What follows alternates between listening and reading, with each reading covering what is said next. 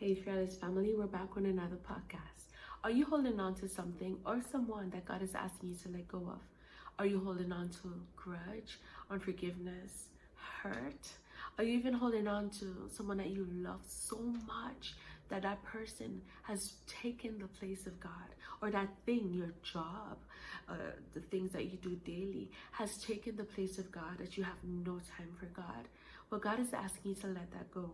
He's asking you to sacrifice those things.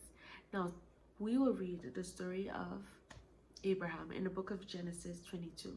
It's quite long. I'm not going to read every single thing, but I will just make it short.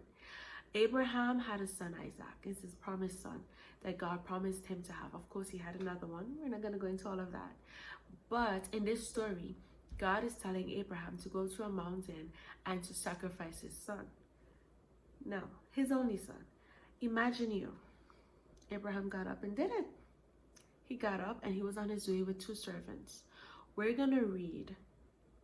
We're going to go down and we're going to read from verse 10.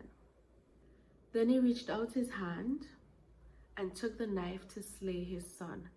But the angel of the Lord called out to him from heaven, Abraham, Abraham.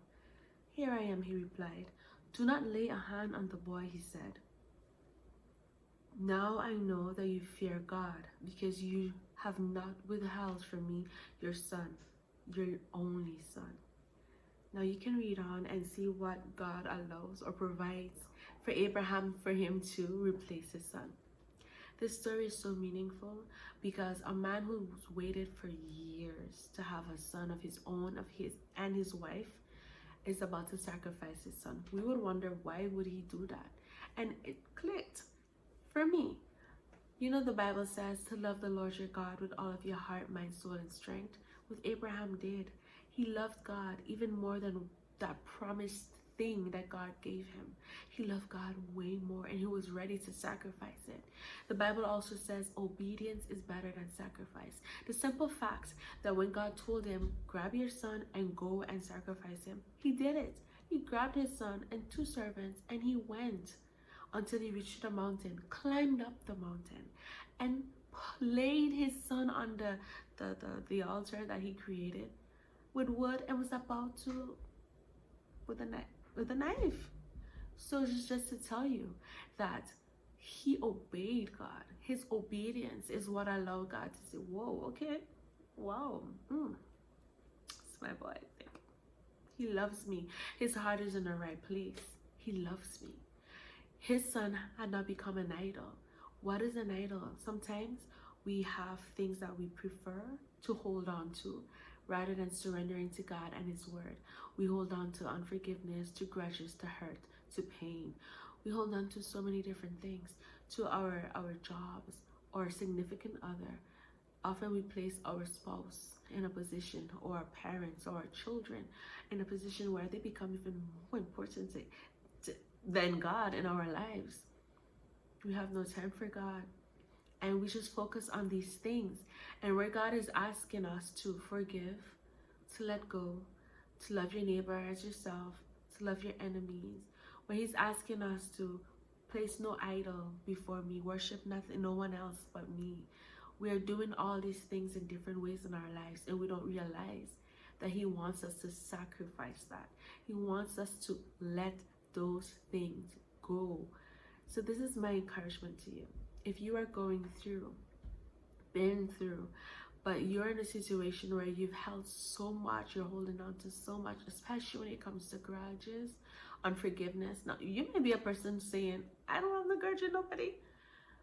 Probably not, but there's some people who hurt you, and every time you think about that thing that they did to you, or that thought comes back, you feel that pain again. And if you're feeling that pain again, it's because you did not let go. It's because you're still hurting. I understand that you could still be hurting, and that is totally normal. But I'm here to tell you that there's freedom in that pain. And if you do not notice God in that pain and turn and see God for who he is, a God who loves you, who loves you and wants to free you from the hurt that they did, wants to free you from that pain, wants to free you from that distraction, so that you can really live in complete wholeness and be free in him, then you're missing out on what he really wants for you. You know, I remember I was in England in 2015 with my daughter. She was 2 at the time, and every day I would go home from work. I would work all day, but I would go home and I would watch her playing. And I remember a time saying, you don't know, in my mind I was saying, you don't know how much you encourage me, you don't know how much you motivate me. I love you so much. I'm thinking, I'm watching her and I'm like, man, I love this child. I thank God for her.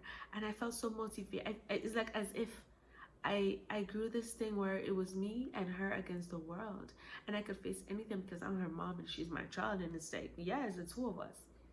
I felt like I needed to do whatever I had to do to make her happy, to make sure she's set, to make sure that she's good. It was a normal reaction, but it was very toxic.